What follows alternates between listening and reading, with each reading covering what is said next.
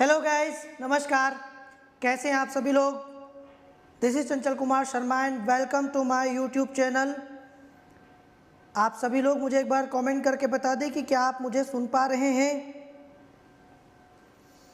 इससे पहले कि हम लोग क्लास की शुरुआत करें आज की, आप सभी लोग एक बार कमेंट करके मुझे बता दें कि क्या आपको मेरी आवाज़ आ रही है। ऑडियो वीडियो क्लियर है? Am I Audible?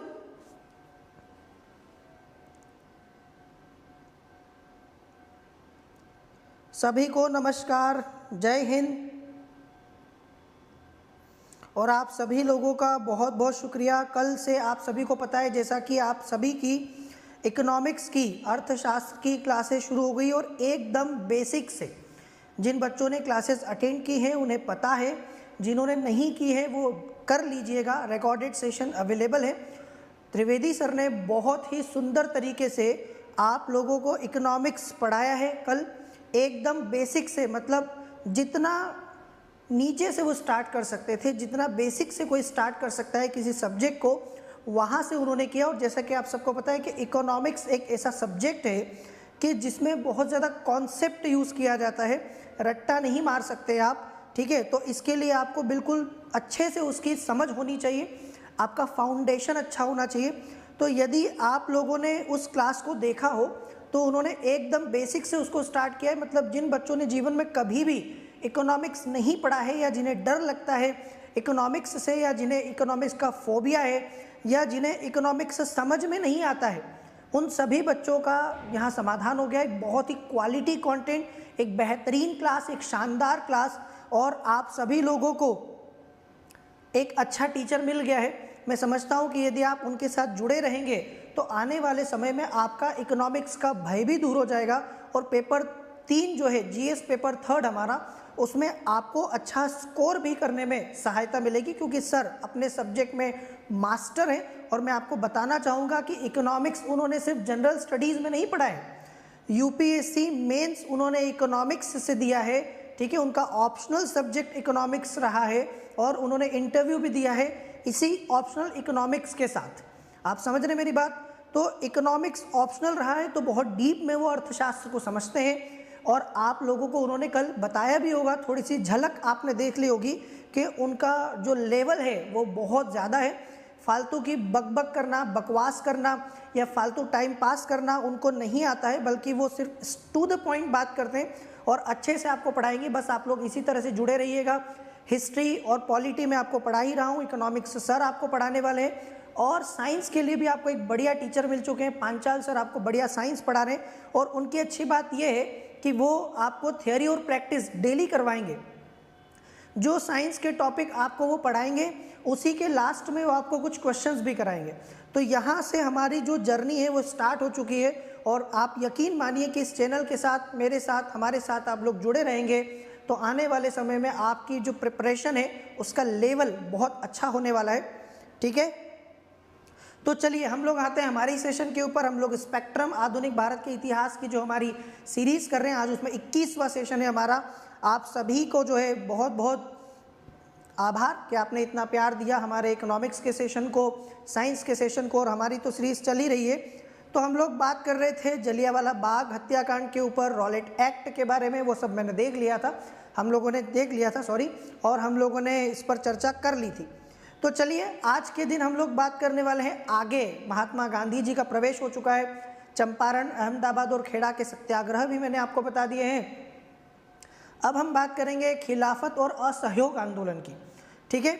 चलिए तो आज के सेशन की शुरुआत करते हैं। आप सभी लोगों से अनुरोध है कि यदि आपने अभी तक सेशन को लाइक नहीं किया हो तो प्लीज़ सभी लोग सबसे पहले सेशन को लाइक कर दें। 1 सेकंड का टाइम लगता है, भूलना नहीं है, और शेयर भी कर देना है।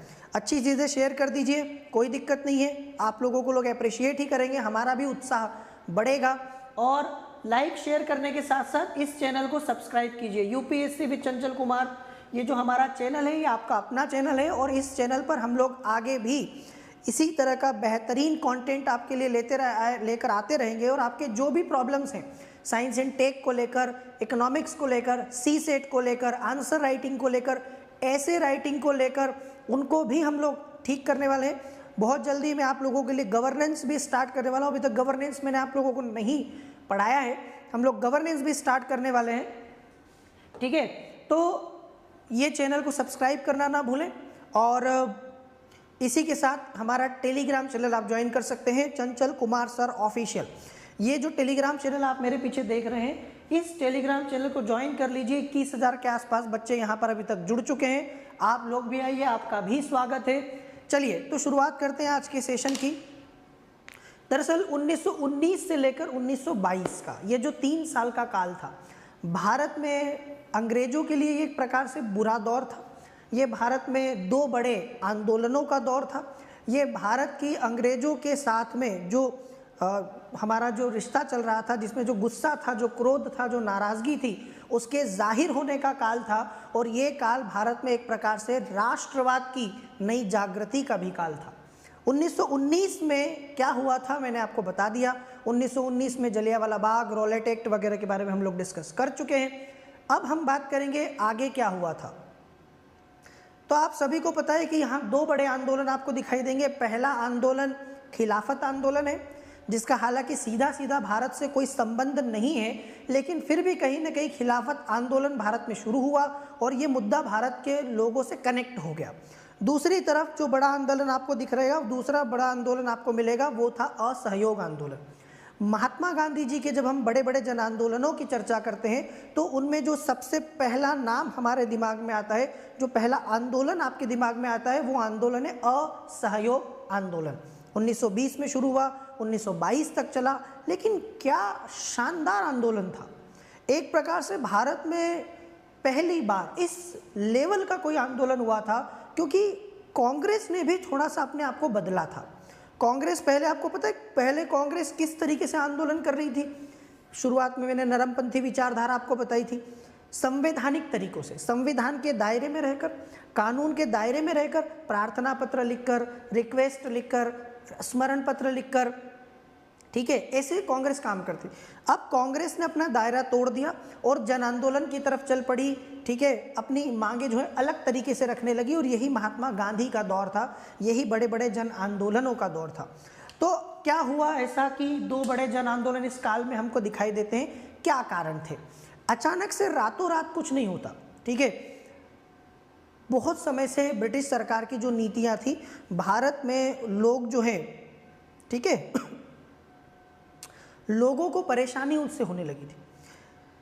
जिस तरीके से आप देखेंगे कि पहला विश्व युद्ध हुआ, आप सब ने देखा होगा, पहला विश्व युद्ध हुआ था 1914 से 1918। जिन लोगों ने नहीं पता प्रथम विश्व युद्ध के बारे में, इसी चैनल पर आपको मेरा सेशन मिल जाएगा, ठीक है। आप उस सेशन को देख सकते हैं, जिसमें आप लोगों को पहले विश्व युद्ध के बारे में मैंने बताया है कि किस प्रकार से एक तरफ ब्रिटेन था, फ्रांस था, इटली था, है ना, रूस था, बाद में संयुक्त राज्य अमेरिका भी था, और दूसरी तरफ तुर्की था, ठीक है, ऑटोमन साम्राज्य, ऑस्ट्रिया, हंगरी, जर्मनी। तो ये पहला विश्व युद्ध जब हुआ, तो पहले विश्व युद्ध में मित्र देशों की विजय हुई, ब्रिटेन और उसके सहयोगी देश विजय हुए। और उस विश्व युद्ध के समय भारत ने क्या किया था आपको पता है? भारत ने ब्रिटेन का सहयोग किया।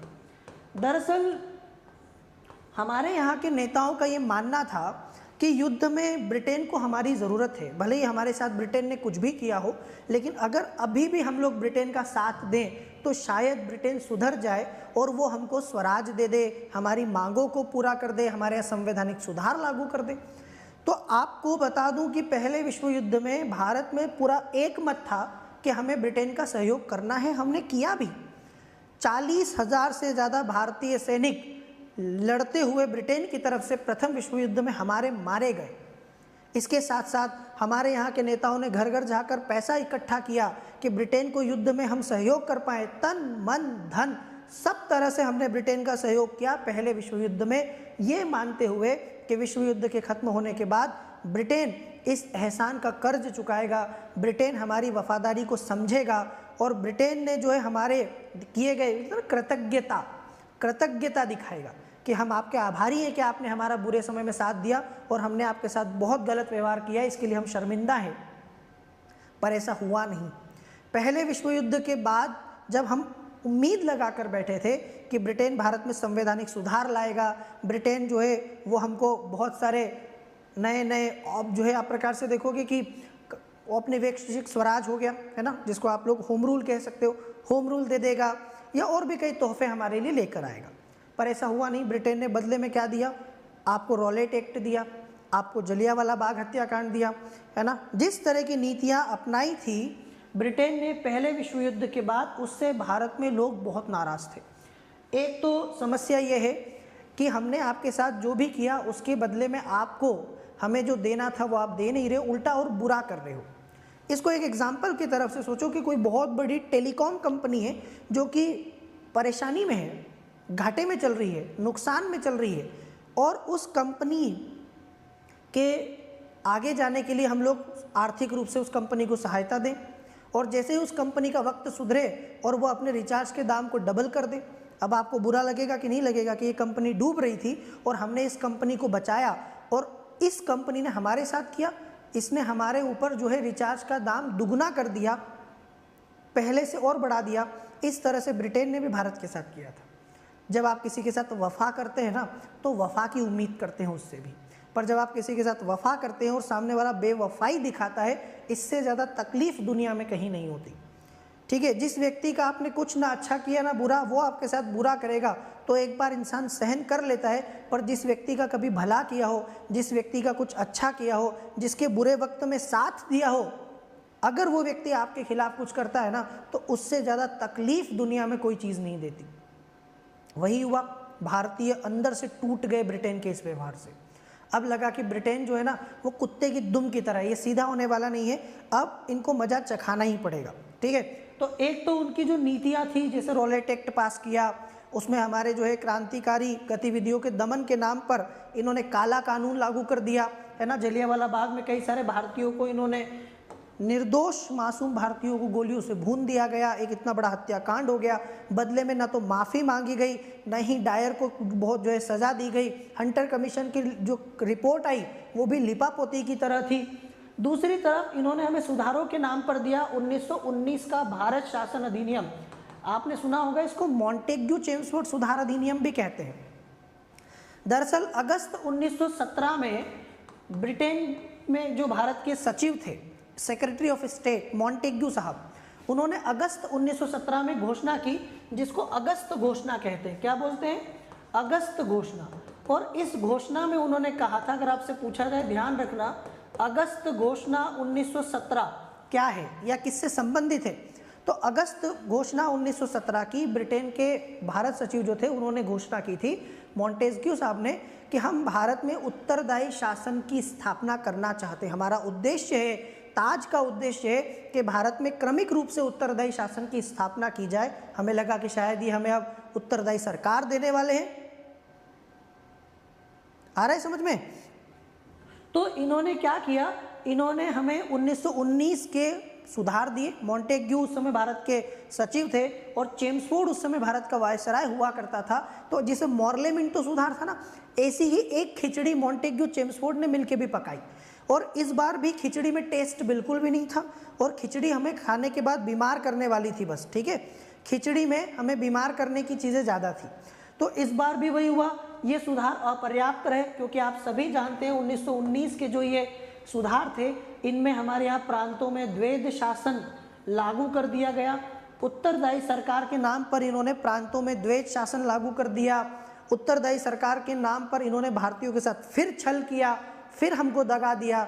और तो और जो हम लोग होम रूल मांग रहे थे, है ना, आपने होम रूल आंदोलन पढ़े होंगे तिलक और एनी बेसेंट के, तो इन्होंने हमें होम रूल के ऊपर कोई बात नहीं की, स्वराज के ऊपर कोई बात नहीं की गई, उल्टा सांप्रदायिक निर्वाचन को बढ़ा दिया गया, विस्तार कर दिया गया। पहले तो सिर्फ मुसलमानों तक सीमित था, अब तो इन्होंने सिखों, यूरोपियन, ईसाई, एंग्लो इंडियन सब के ऊपर जो है सांप्रदायिक निर्वाचन को लागू कर दिया। मतलब इन्होंने भारत को और बांट दिया। तो ये सुधार पूरी तरह से अपर्याप्त थे, निराशाजनक थे, इससे भी गुस्सा आया। ठीक है, आर्थिक कठिनाइयाँ, पहले विश्व युद्ध के बाद महंगाई बहुत बढ़ गई थी, और जब भी युद्ध होता है ना तो महंगाई तो बढ़ती है, संसाधनों की कमी होती है, और बात अगर विश्व युद्ध की हो तब तो संसाधनों की और कमी होनी है। तो पहले विश्व युद्ध के बाद लोगों का जीना मुश्किल हो गया। जानते हैं क्यों? कोरोना में आपने फील किया होगा थोड़ा बहुत। कोरोना के समय कई लोगों की नौकरी चली गई, कई लोगों का काम धंधा बंद हो गया, लॉकडाउन की वजह से रोजगार चला गया, कई लोगों की दुकानें बंद हो गई, कई लोगों का जो है काम बंद हो गया, कारखाने बंद हो गए। ऐसे में खर्चा चलाना मुश्किल हो गया। फिर साथ साथ महंगाई भी बढ़ जाती है कई बार। तो महंगाई भी बढ़ रही है, काम है नहीं लोगों के पास। पहले विश्व युद्ध के बाद ऐसी स्थिति हो गई कि भारत का हर वर्ग परेशान था। ठीक है, जेब में खर्च करने को पैसा नहीं है और महंगाई जो है दिन दूनी रात चौगुनी तरक्की कर रही है। तो लोगों को इससे भी गुस्सा था क्योंकि बच्चे भूखे मरने लगे हैं। किसानों से ज़बरदस्ती जो है वसूला जा रहा है भू राजस्व। आप जानते हैं कि फसल बर्बाद हो जाए चाहे कुछ भी हो, उन्हें तो भू राजस्व चाहिए। किसान भी परेशान है, मजदूर भी परेशान है, व्यापारी परेशान है, ठीक है, आम आदमी परेशान है। लगभग भारत का हर वर्ग उस समय परेशान था। इसी वजह से एक कारण ये भी है इस आंदोलन को छेड़ने का, जनता परेशान थी और जनता तो वेट कर रही थी कि कोई आए और कोई हमारा नेतृत्व करे, हम उसका साथ देंगे। ठीक है, हम उसके साथ हैं, बस कोई हमारे मिल जाए। दूसरी तरफ खिलाफत वाला मुद्दा आ गया, जो मैंने आपको बताया पहले विश्व युद्ध में तुर्की ब्रिटेन के खिलाफ लड़ा था और जब ब्रिटेन जीत गया पहला विश्व युद्ध तो तुर्की का बंटवारा कर दिया गया, खलीफा का पद खत्म कर दिया गया, है ना। और इस तरीके से जो पूरी दुनिया भर में मुसलमान थे, जो इस्लाम को मानने वाले लोग थे, अब खलीफा मतलब कौन? खलीफा मतलब मुस्लिमों का जो है उस समय धर्मगुरु। ठीक है, कौन थे ये मुस्लिमों के धर्मगुरु थे। पूरी दुनिया में मुसलमानों के लिए एक प्रकार से आस्था और श्रद्धा का मामला। अब जब खलीफा का पद समाप्त कर दिया गया, तुर्की के साथ ब्रिटेन ने कठोर रवैया अपनाया। हालांकि यहाँ फिर मैं आपको बताना चाहूँगा कि विश्व युद्ध के दौरान मुसलमानों का साथ लेने के लिए, सहयोग लेने के लिए ब्रिटेन झूठ बोला था। ब्रिटेन ने मुसलमानों से वादा किया था कि हम खलीफा के खिलाफ कुछ भी ऐसा नहीं करेंगे, तुर्की के साथ नरम रवैया अपनाया जाएगा, सब कुछ बोला गया। लेकिन पहला विश्व युद्ध जीतने के बाद ब्रिटेन पलट गया। वो कहते हैं ना कि वक्त बदलने के बाद कई बार लोग पहचानने से भी मना कर देते हैं, है ना, हम आपके कौन वाले मोड में हो जाते हैं। तो वैसे ही पलट गया ब्रिटेन। पहले बोला था कि हम आपकी बात को ध्यान रखेंगे, हम तुर्की के खलीफा के साथ अच्छा व्यवहार करेंगे, तुर्की के साथ नरम रवैया अपनाएंगे, पर ऐसा कुछ भी नहीं हुआ। उल्टा तुर्की के खिलाफ कठोर रवैया अपनाया गया, उसका विभाजन किया गया, तुर्की के खलीफा का पद जो है उससे छीन लिया गया, सारी चीज़ें की गई उसके बाद। तो भारत में मुस्लिमों को भी बुरा लगा और इसी चक्कर में मुसलमानों ने ब्रिटेन से मांग की, भारतीय मुसलमानों ने, कि आप खलीफा के साथ जो है अच्छा व्यवहार करें, उनको जो इलाका था उनको दे दिया जाए, उनका तुर्की के साथ नरम रवैया अपनाया जाए। और ऐसे एक आंदोलन शुरू हो गया भारत में, खिलाफत आंदोलन। आपने सुना होगा, दो अली बंधु थे, शौकत अली, मोहम्मद अली, मौलाना अबुल कलाम आज़ाद, हसरत मोहानी, ऐसे कुछ मुस्लिम नेता थे जिन्होंने कि इस मुद्दे को उठाया, लेकिन सरकार ने ध्यान नहीं दिया। तो खिलाफत आंदोलन बढ़ने लगा। धीरे धीरे महात्मा गांधी जी और कांग्रेस ने भी इसको सपोर्ट करना शुरू कर दिया। महात्मा गांधी जी को ऐसा लगता था कि अगर हम मुसलमानों का साथ देंगे खिलाफत के मुद्दे में ब्रिटेन के खिलाफ, तो हिंदू मुस्लिम एकता हो जाएगी भारत में। हमारा आंदोलन, क्योंकि उन्हें एकता चाहिए थी, पर शायद ये बोल सकते हैं कि उनका उस समय जो है ना, ये तरीका गलत हो सकता है। उन्होंने क्या किया, उन्होंने इस मुद्दे पर मुसलमानों का समर्थन किया कि हम हमारे मुस्लिम भाइयों के साथ हैं, तुर्की के खिलाफ जो भी मामला है उसमें आप इन लोगों की बात सुनिए, खिलाफत आंदोलन के नेताओं की बात को ध्यान में रखिए, हम इनके साथ हैं।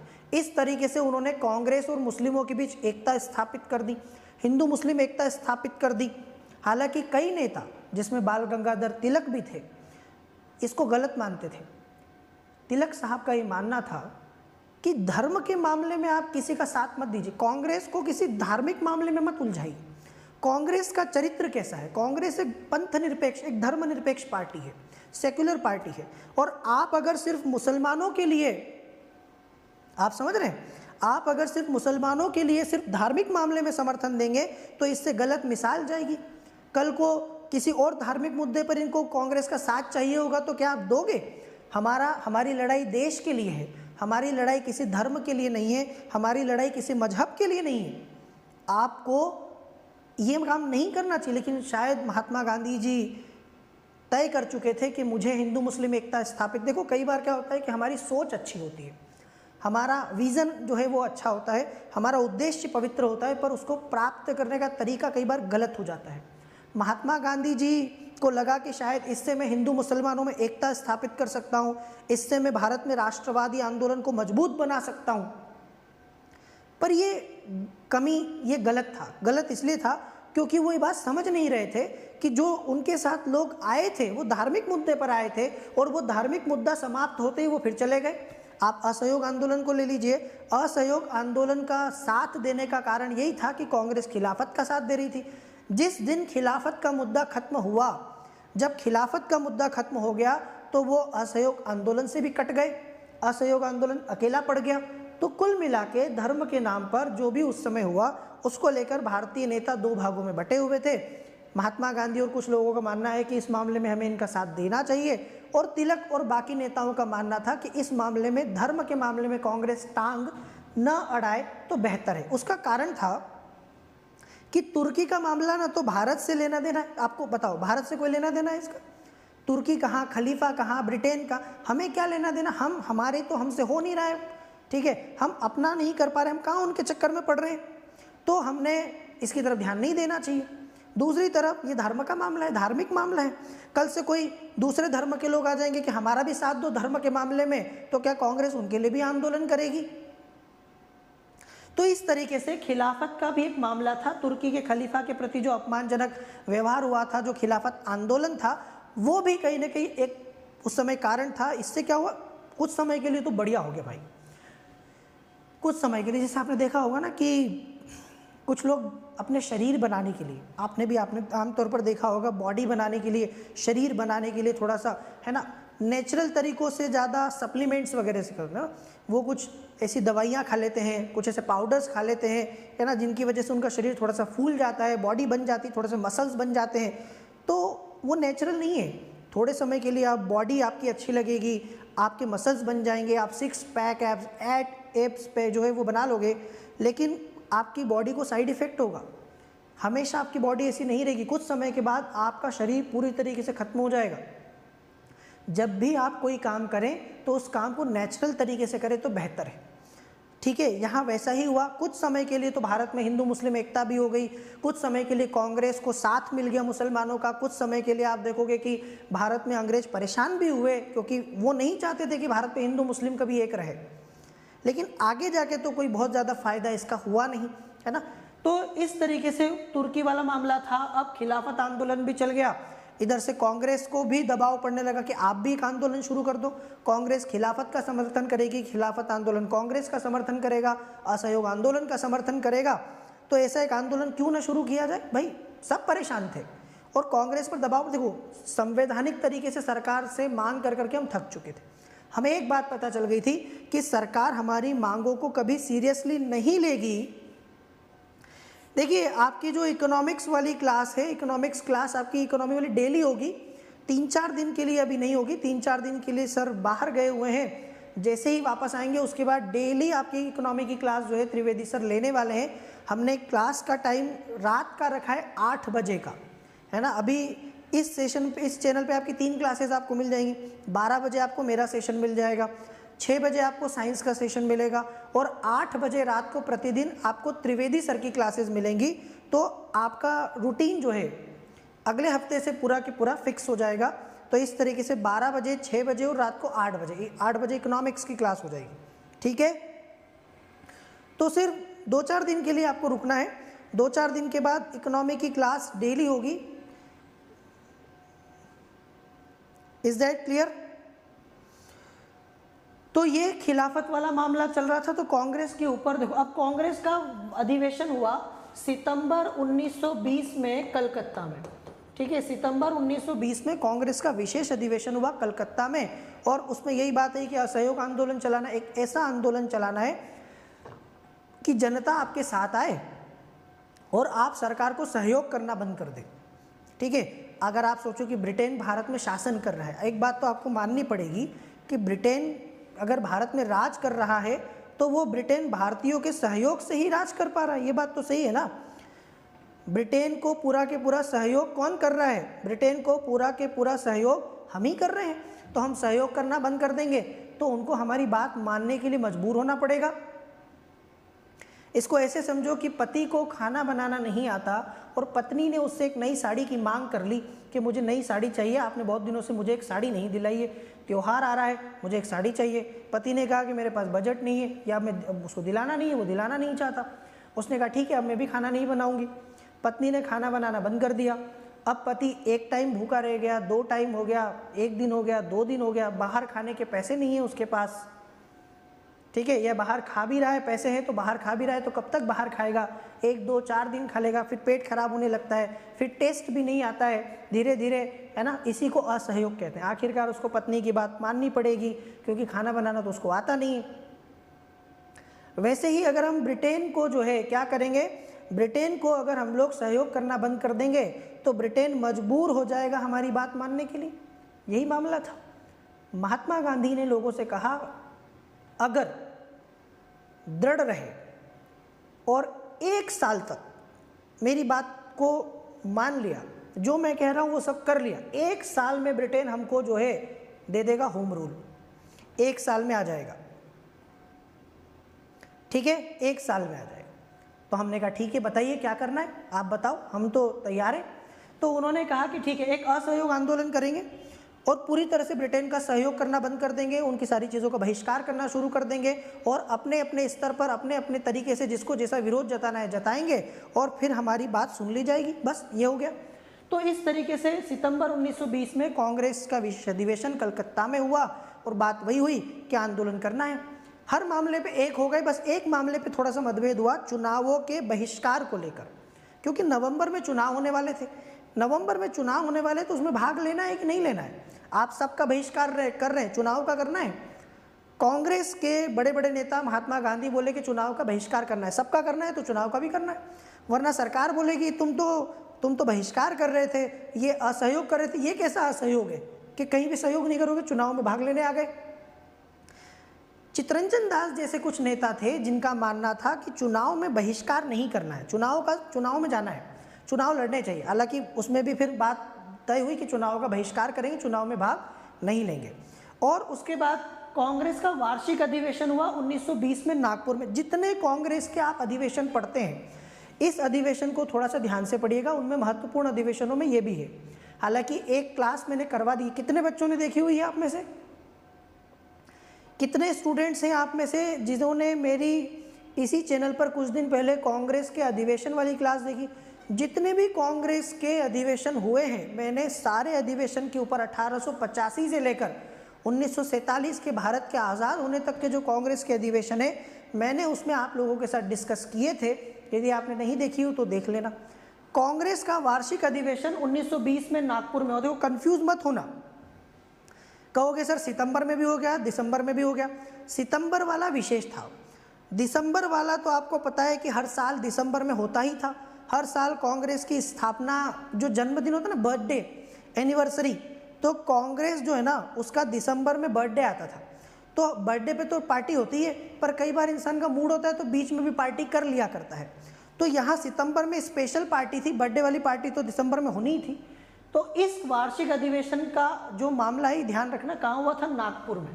ठीक है, कहाँ हुआ? यह अधिवेशन आपका हुआ नागपुर में। और इस अधिवेशन के अध्यक्ष का नाम जरूर याद रखिएगा, विजय राघवाचार्य, या विजय राघवाचारी भी बोलते हैं कई लोग। इन्होंने अध्यक्षता की।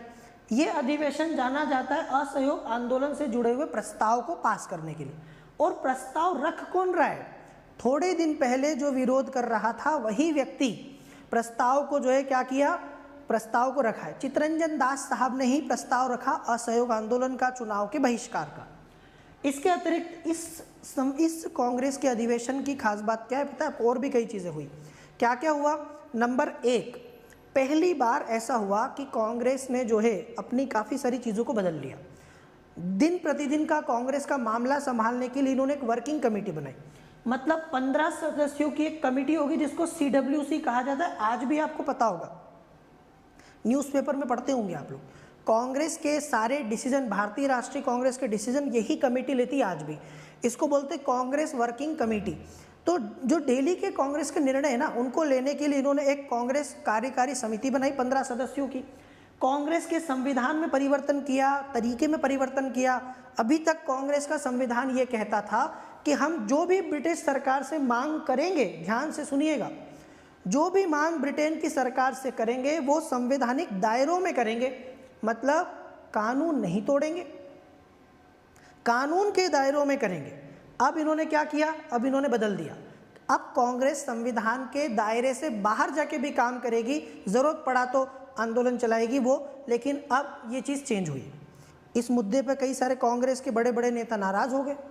यही वो समय था जब एनी बेसेंट, जो कांग्रेस की एक दिग्गज नेता थी, यही वो समय था जब सुरेंद्र नाथ बनर्जी, जिन्होंने कांग्रेस में, आपको शुरुआत से पता है कि इम्पॉर्टेंट रोल प्ले किया था, सुरेंद्र नाथ बनर्जी साहब, एनी बेसेंट, मोहम्मद अली जिन्ना, ऐसे लोगों ने कांग्रेस छोड़ दी।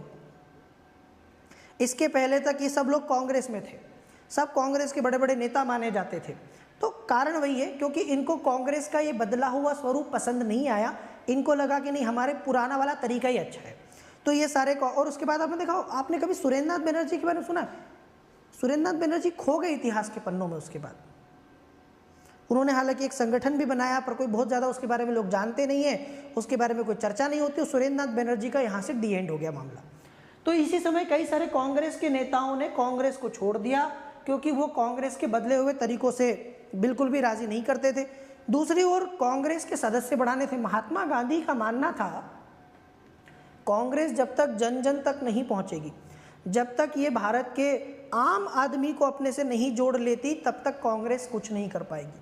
क्या करें? ज़्यादा से ज़्यादा लोगों को कांग्रेस का सदस्य बनाओ, मेंबर बनाओ। इसके लिए जो फीस है, उस फीस को क्या कर दो, कम कर दो। समझ रहे हो मेरी बात? इसी समय फीस कम कर दी। 4 आना समझते हो? 25 पैसा, 25 पैसा प्रति वर्ष। मतलब आपको कांग्रेस का सदस्य बनना है, 4 आना दे दो, 25 पैसा, और साल भर की सदस्यता फीस है। 4 पूरे साल भर में एक बार 25 पैसे देने हैं। 25 पैसे में कोई भी कांग्रेस का सदस्य बन सकता था। साल भर की फीस बता रहा हूँ मैं आपको, बहुत ज़्यादा नहीं, उस समय के हिसाब से तो हालांकि कम भी नहीं थी इतनी, पर कम ही थी वैसे तो, ठीक है। तो इस तरीके से ये भी हो गया। एक तिलक स्वराज फंड बनाया गया, पैसा जुटाया जाएगा, ये सब कुछ तय किया गया। कुल मिला के 1920 का अधिवेशन ऐतिहासिक अधिवेशन माना जा सकता है। चलिए भाई, आंदोलन की तरफ चलते हैं। असहयोग आंदोलन में क्या करेंगे? असहयोग आंदोलन में क्या होगा ना, आपको तो पता है, आपने तो कई बार पढ़ रखा होगा। अब मैं एक गाँव में रहता हूँ, ठीक है, मैं एक आम आदमी हूँ, पढ़ा लिखा भी नहीं हूँ ज़्यादा। मुझे कोई बताया आके कि भाई भारत में महात्मा गांधी जी ने असहयोग आंदोलन शुरू किया है, मुझे कैसे पता चलेगा कि क्या है ये? क्या करना होगा मुझे? आम आदमी को आंदोलन के बारे में, आंदोलन की चीज़ों के बारे में थोड़ा ना पता था, तो उसको बताना पड़ेगा ना कि आंदोलन में क्या क्या करना है। तो आंदोलन में हमें क्या करना है? देखो, आंदोलन में हमें सबसे पहले तो है, हर मामले में स्वदेशी को बढ़ावा देना है। जितना ज़्यादा स्वदेशी होगा, उतना हमको फ़ायदा होगा, ब्रिटेन को नुकसान होगा। और बहिष्कार कर देना है। बहिष्कार करना है, कैसे बहिष्कार कर देना है? बहिष्कार कर देना है सरकार की सारी चीज़ों का, सरकार का, सरकार के संस्थाओं का, सरकार की वस्तुओं का, कहीं नहीं। अदालतों का बहिष्कार कर दो, स्कूल कॉलेज का बहिष्कार कर दो, ठीक है। आपकी नौकरी है तो सरकारी नौकरियां छोड़ दो, इस्तीफा दे दो, वकालत छोड़ दो, कचहरी कोर्ट अदालत छोड़ दो, अगर सरकार ने कोई उपाधि है तो उपाधि वापस कर दो। जितना भी तरीके से तुम सरकार से दूर जा सकते हो, उतना दूर चले जाओ। देखा, आपने देखा होगा कि जब हम किसी से बात नहीं कर रहे होते हैं, आपकी भी कई बार अपने किसी मित्र के साथ, पार्टनर के साथ, अगर आप शादीशुदा हैं तो पार्टनर हो सकता है, मित्र हो सकता है, कोई कज़िन हो सकता है, कोई भी हो सकता है। जब बात नहीं हो रही होती है, लड़ाई हो जाती है, थोड़ा सा कुछ समय के लिए आपस में सब कुछ बंद हो जाता है, तो आपने देखा होगा कि पूरी तरह से बंद। ऐसा नहीं कि बात नहीं करने पर वो गिफ्ट दे रहा है तो ले लेते हैं, या उसको गिफ्ट दे के आ जाते हैं चुपचाप, या फ़ोन कर रहे हैं उसको, बस बात नहीं कर रहे हैं, मैसेज कर रहे हैं। ऐसा नहीं होता। जब किसी से बात नहीं कर रहे होते तो पूरी तरीके से बात नहीं कर रहे होते। ऐसा ही होता है ना, तो फिर किस बात की लड़ाई? तो लगना चाहिए सामने वाले को हमको बुरा लगा है। जब तक सामने वाले को फील नहीं आएगा कि आप बुरा मान के बैठे हो या आपको कोई चीज़ लग गई है, तो फिर वो कैसे उसको ठीक करेगा?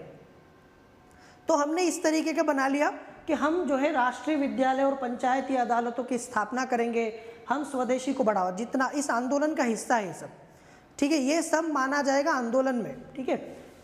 चरखा और खादी को लोकप्रिय बनाना ना, भारत में उद्योग तो लगे नहीं थे, अगर आप अंग्रेजों के कपड़ों का बहिष्कार करोगे तो फिर आपके पास कपड़ा कहाँ से आएगा, पहनोगे क्या? तो चरखे को लोकप्रिय बनाओ, खादी को लोकप्रिय बनाओ, अपने यहाँ उत्पादन करो, हिंदू मुस्लिम एकता को मजबूत करना। यही वो दौर था जब भारत में हिंदू मुस्लिम एकता बहुत अच्छे से दिखाई दी। अंग्रेज सरकार थोड़ी परेशान हो गई थी इस समय, क्योंकि खिलाफत आंदोलन चल रहा था, तो मुसलमान भी उनसे नाराज थे, जो अभी तक बहुत ज़्यादा उनसे नाराज नहीं रहे। ठीक है, तो हिंदू मुस्लिम एकता को मजबूत करना है, अस्पृश्यता को दूर करना, अनटचेबिलिटी। देखो, जब तक जातिवाद रहेगा, बात सिर्फ धर्म की नहीं है, जातियों की भी है।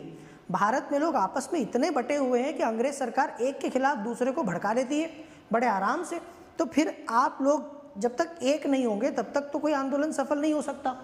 अस्पृश्यता को दूर करना है, 1 करोड़ रुपए का कोष स्थापित करना, लक्ष्य रखा, एक कोष फंड बनाया, 1 करोड़ रुपया उसमें लक्ष्य बनाया इकट्ठा करने का, नाम रखा तिलक स्वराज फंड। कारण ये था कि बाल गंगाधर तिलक जो भारत के इतने बड़े नेता थे, लोकप्रिय नेता थे, जननायक थे, ठीक है, आप सबको नाम पता है बाल गंगाधर तिलक का।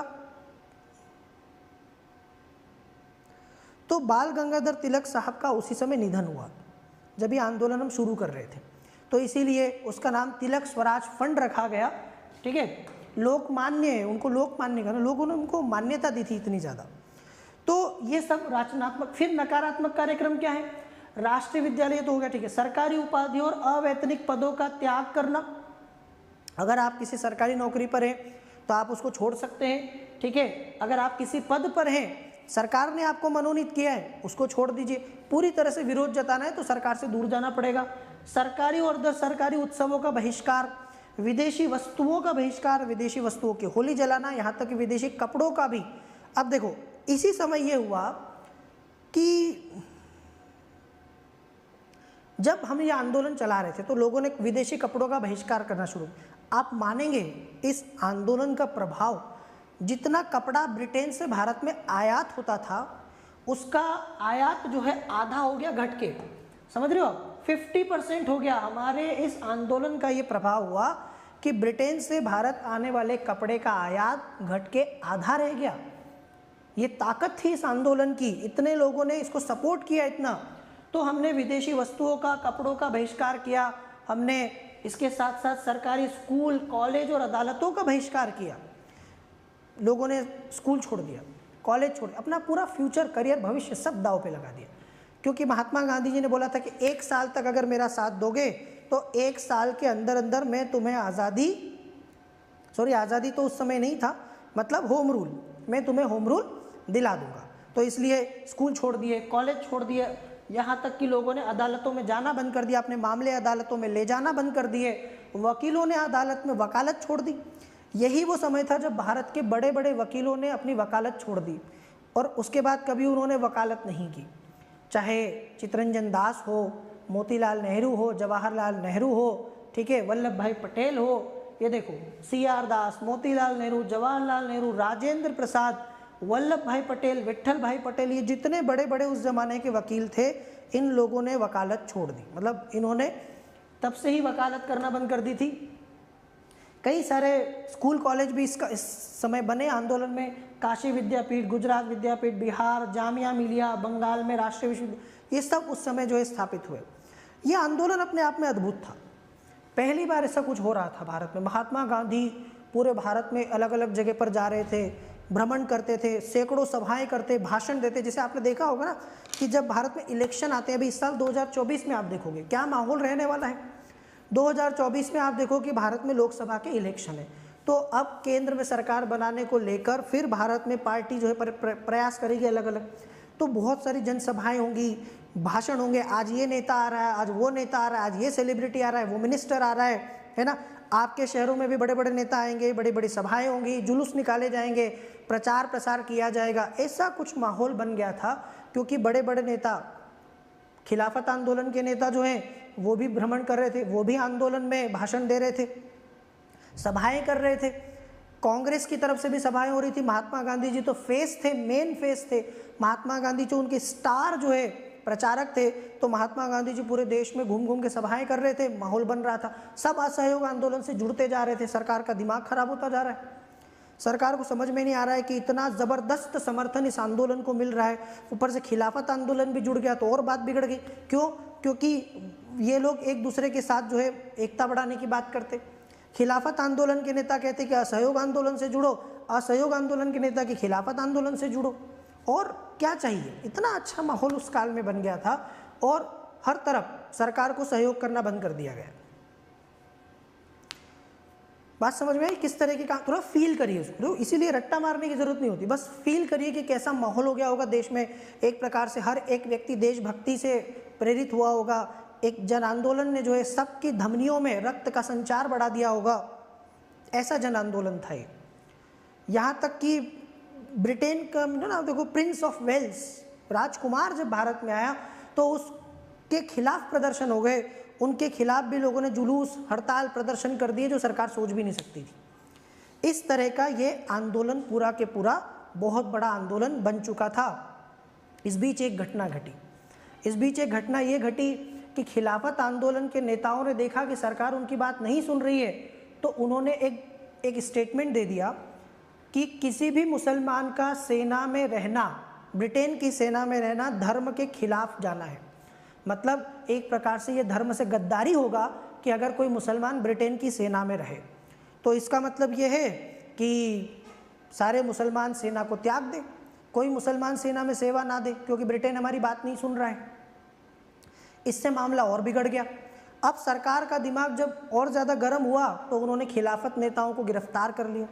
बाद में महात्मा गांधी और इन नेताओं को भी गिरफ्तार कर लिया गया क्योंकि आंदोलन की लोकप्रियता बढ़ती जा रही थी। ठीक है, आंदोलन धीरे धीरे चरम पर जा रहा है। अब सरकार को समझ में नहीं आ रहा है कि इसको जो है रोके, तो रोके कैसे, क्योंकि ऐसा कुछ करे कि जिससे सरकार जो है वो थोड़ी सी दमनकारी सिद्ध हो, तो वो काम नहीं कर सकते। आगे समझ में? तो इस प्रकार से ये पूरा असहयोग आंदोलन चल रहा था। प्रिंस ऑफ वेल्स की भारत यात्रा, ऐसा माना जाता था कि अगर मान लो कि कोई राजकुमार या कोई क्राउन या ताज भारत की यात्रा कर ले तो शायद भारत के लोग थोड़ा शांत हो सकते हैं, है ना। भारत के लोग थोड़ा सा सोचेंगे कि भैया राजकुमार खुद आए हैं, राजा साहब खुद आए हैं, तो थोड़ा सा समझ जाएं। कई बार ऐसा होता है ना कि सिपाहियों से नहीं समझ रहे होते हैं, सैनिकों से नहीं समझ रहे होते हैं, पुलिस कांस्टेबल से नहीं समझ रहे हैं, छोटे मोटे अधिकारी, तो एसपी आ गया या कोई डीआईजी आ गया, बड़े लेवल का अधिकारी आ गया, तो उसकी बात सुन जाते, समझ लेते हैं लोग। प्रिंस ऑफ वेल्स की भारत यात्रा हुई नवंबर 1921 में। ये भाई साहब बंबई पहुंचे। उद्देश्य था आंदोलनकारियों को शांत करना कि अगर छोटे मोटे लोग कह रहे हैं तो मत सुनो, राजकुमार कह रहे हैं आपसे, प्रिंस कह रहा है भाई मान जाओ।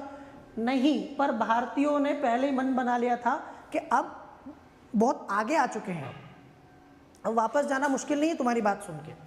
तो इस यात्रा का बहिष्कार हुआ, मजदूरों ने उस अवसर पर हड़ताल कर दी, जगह जगह जुलूस निकाले गए। प्रिंस ऑफ वेल्स भारत आए लोगों ने काले झंडे दिखा दिए, जगह जगह सुनसान सड़कें जो है मिली, तो उनको लगा कि भारत में उनका अच्छा खासा स्वागत होगा, तो भारत में तो पूरी की पूरी बैंड बजा दी उनकी यात्रा की। तो इस तरह से सरकार को समझ में आ गया कि आखिरी कोशिश भी बेकार हो गई है और अब भारत के लोग मानने वाले नहीं है। तो क्या बचा? दमन। सरकार ने आंदोलन का दमन शुरू कर दिया, आंदोलन को कुचलने की शुरुआत कर दी। ठीक है, इस बीच जब लोगों को पकड़ पकड़ के जेल में डाला जा रहा था, खिलाफत आंदोलन के नेताओं को भी जेल में डाल दिया गया, तो महात्मा गांधी जी को गुस्सा आ गया।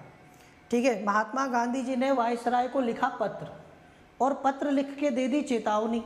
क्या चेतावनी दी? सरकार को उन्होंने चेतावनी दी कि मान जाओ, आग से मत खेलो, है ना, दिक्कत आ जाएगी तुम लोगों को, परेशान हो जाओगे, जल जाओगे। अगर आपने आंदोलन का दमन नहीं रोका, इसी तरह से अगर आपने आंदोलन को परेशान करना जारी रखा, तो मैं एक सविनय अवज्ञा आंदोलन शुरू कर दूंगा बारदोली से। मतलब हम इस आंदोलन को तो चलाएंगे ही चलाएंगे, हम एक आंदोलन और शुरू कर देंगे, इससे भी बड़ा खतरनाक वाला, है ना। मतलब ये वैसे ही है कि मैं अभी आपके खिलाफ मशीन गन का यूज़ कर रहा हूँ, अगर आप नहीं माने तो मैं टैंक ले आऊँगा पीछे से, मैं एक सविनय अवज्ञा आंदोलन शुरू कर दूंगा। सविनय अवज्ञा आंदोलन उससे थोड़ा सा और खतरनाक होता है। खतरनाक इसलिए होता है क्योंकि अभी तो आप सिर्फ सरकार का सहयोग नहीं कर रहे हैं, उस आंदोलन में तो आप सरकार की बात मानने से मना कर देंगे, कानून तोड़ना शुरू कर देंगे। ठीक है, और अगर सरकार के कानूनों का पालन नहीं किया जाएगा तो फिर तो अव्यवस्था फैल जाएगी।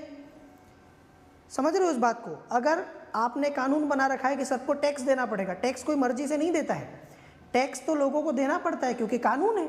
भारत में अगर आप इनकम टैक्स से जुड़ा हुआ कानून हटा दो, आपको क्या लगता है कितने लोग टैक्स देंगे सरकार को कि लो ईमानदारी से हमारी इनकम इतनी हुई है, ये टैक्स रख लो?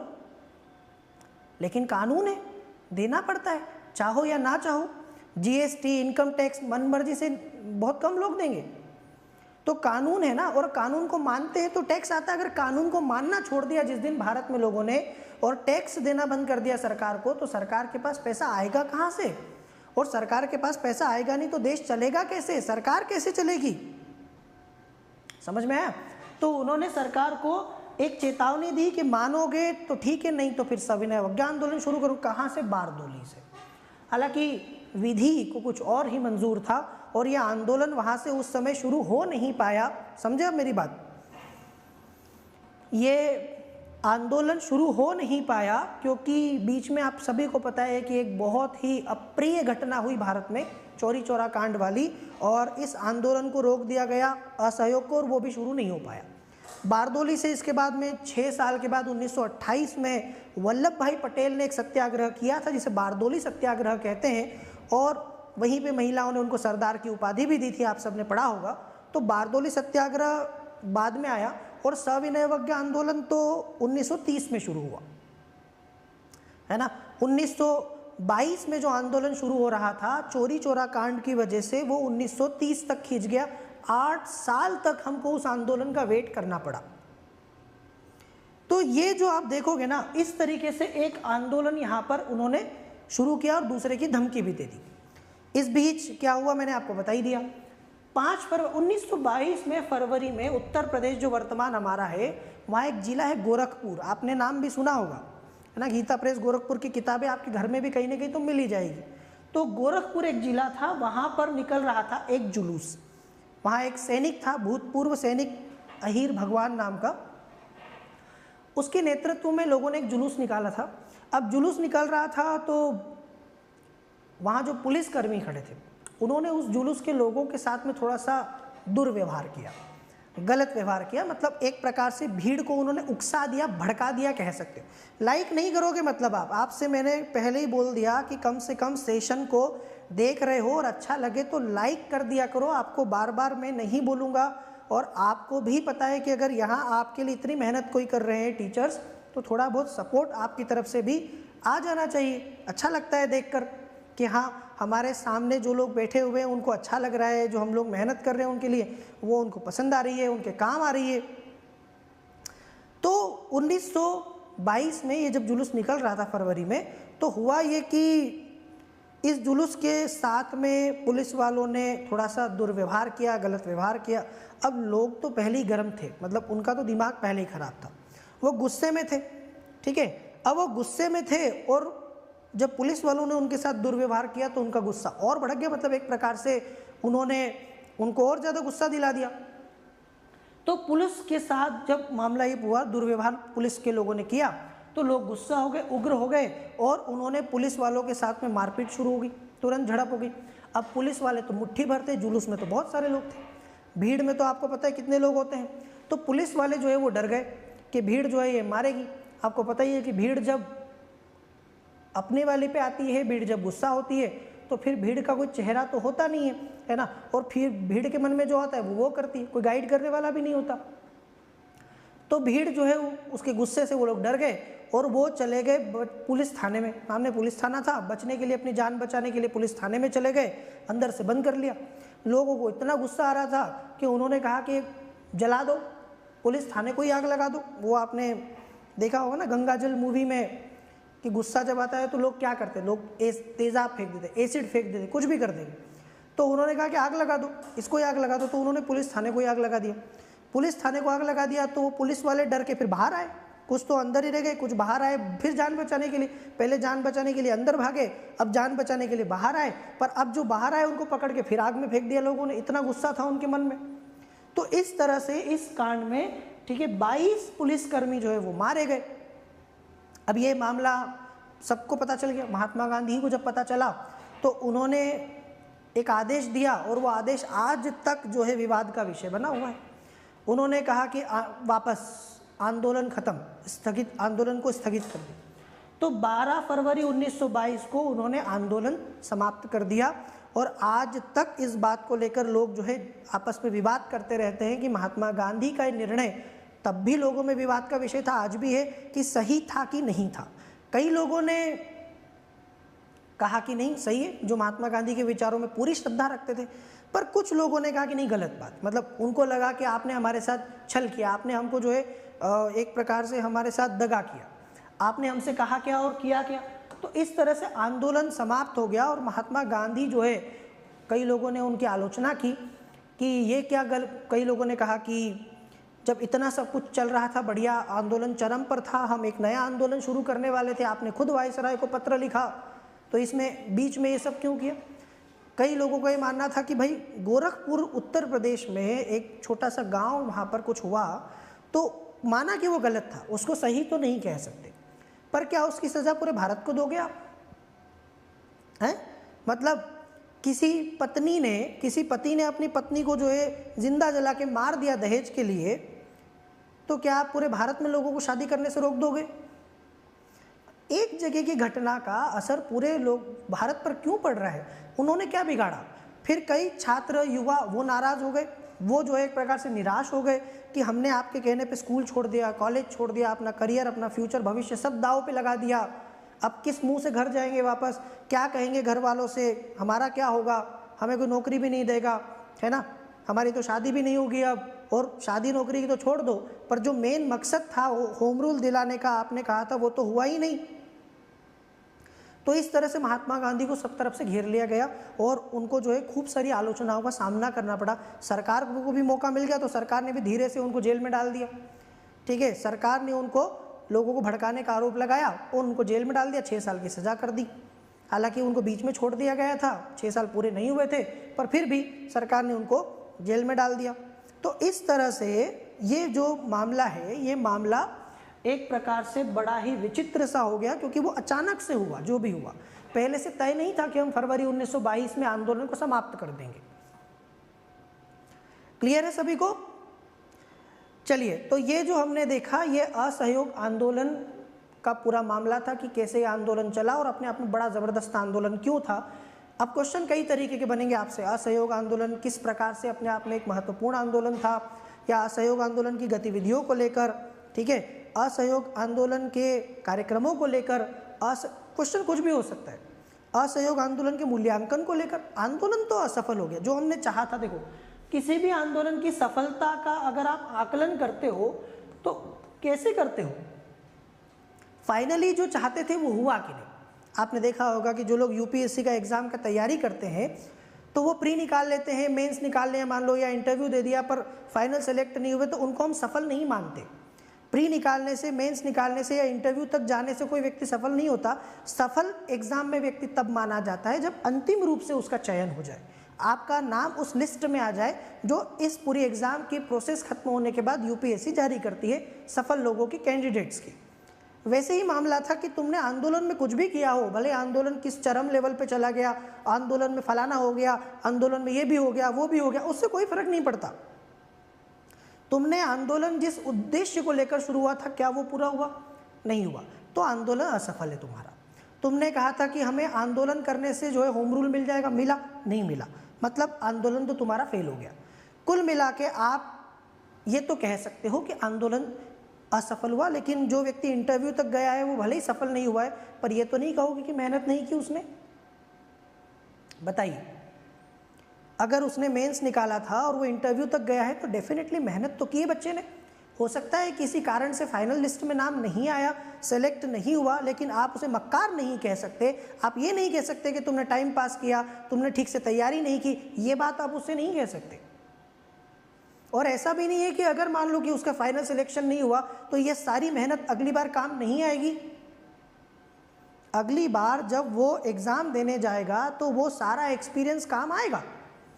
प्री कैसे निकाला था उसको पता है, मेंस कैसे निकाला था उसको पता है, बस थोड़ी बहुत कमी रह गई थी, थोड़े नंबर कम पड़ गए थे, तो उसको ठीक कर लेगा वो अगली बार, और अगली बार सफल हो जाएगा।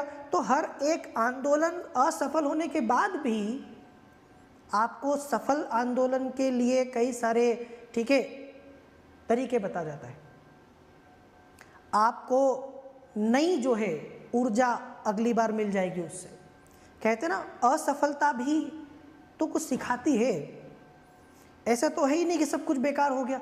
असहयोग आंदोलन के मूल्यांकन की बात करूं तो असहयोग आंदोलन सफल नहीं हुआ और विवादास्पद भी रहा, वापस लेना निर्णय जो है वो अलग मामला है, लेकिन आंदोलन की उपलब्धियां तो हैं, क्योंकि इस आंदोलन ने ही तो पहली बार भारत के लोगों को बताया कि आंदोलन क्या होता है, एक जन आंदोलन क्या होता है, कैसे किया जाता है, सरकार को कैसे मजबूर कर सकते हो, कैसे परेशान कर सकते हो, सरकार को पसीना छूट गया है। ठीक है, तो आंदोलन की उपलब्धियां हैं, बहुत सारी उपलब्धियां हैं जो मैंने अभी आपको बताई।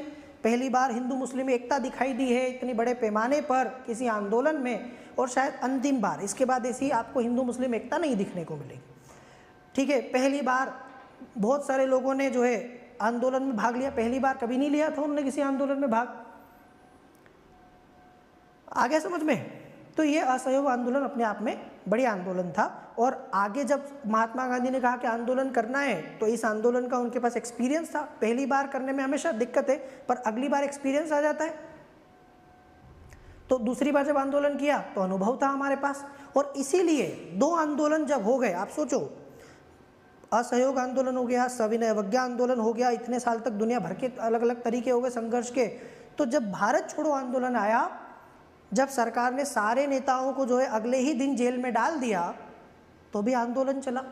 नेतृत्व न होने के बाद भी चला। क्यों चला? क्योंकि जनता तब तक सीख चुकी थी आंदोलन कैसे चलाते हैं। आ रहा है समझ में कि नहीं आ रहा है? तो ये हो गई असहयोग आंदोलन की उपलब्धियां, असहयोग आंदोलन का मूल्यांकन और असहयोग आंदोलन के बारे में सब कुछ जो आपके काम का था। अब जब अगला सेशन होगा तो मैं आपको आगे का इतिहास पढ़ाने वाला हूँ। ठीक है, आप लोग लगातार इस चैनल के साथ जुड़े रहिएगा।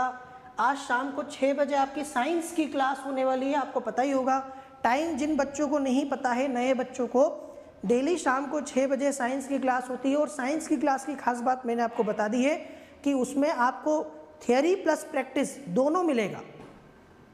जो भी टॉपिक आपको पांचाल सर पढ़ाएंगे वो पहले आपको थियोरी करवाएंगे और थियोरी के बाद में वो आपको प्रैक्टिस करवाएंगे। बात समझ में आई?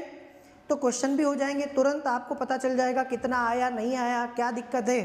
तो थियोरी प्लस प्रैक्टिस की वो जो क्लास है वो शाम को 6 बजे होती है, और उसी में जनरल साइंस में, उसी में साइंस एंड टेक भी होगा।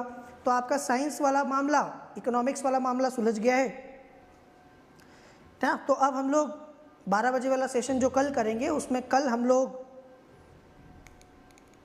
ठीक है, फिर से हमारा जो सीरीज चल रहा है स्पेक्ट्रम, एक दिन स्पेक्ट्रम, एक दिन लक्ष्मीकांत, एक दिन प्राचीन भारत, वैसे ही चलता रहेगा। तो आपसे फिर मुलाकात होगी। जिन लोगों ने अभी तक सेशन को लाइक नहीं किया हो, जिन्होंने कसम खा रखी हो कि नहीं हम तो सिर्फ देखेंगे, लाइक नहीं करेंगे, हमको नहीं करना है, तो मैं उनसे अनुरोध करूंगा कि अपनी कसम को तोड़ दें। ठीक है, क्या रखा है लड़ने झगड़ने में? तो प्लीज़ सेशन को लाइक कीजिए, और लाइक करने के साथ, और किसी को पता नहीं चलेगा, आप लाइक कर दो। ठीक है, किसी को पता नहीं चलेगा कि आप तो बोल रहे थे कि हम लाइक नहीं करेंगे, फिर क्यों कर दिया, ऐसा कोई नहीं बोलेगा आपसे। ठीक है, तो लाइक कीजिए, शेयर कीजिए, और इस चैनल को UPSC with Chanchal Kumar sir को सब्सक्राइब कीजिए। ये हमारा टेलीग्राम चैनल है, चंचल कुमार सर ऑफिशियल, आप हमसे टेलीग्राम पर भी जुड़ सकते हैं, और यहाँ तो आप लोगों से मुलाकात होती ही रहेगी। तो फिर मिलेंगे, तब तक के लिए बहुत बहुत शुक्रिया। Thank you very much guys, thanks for watching, take care, जय हिंद।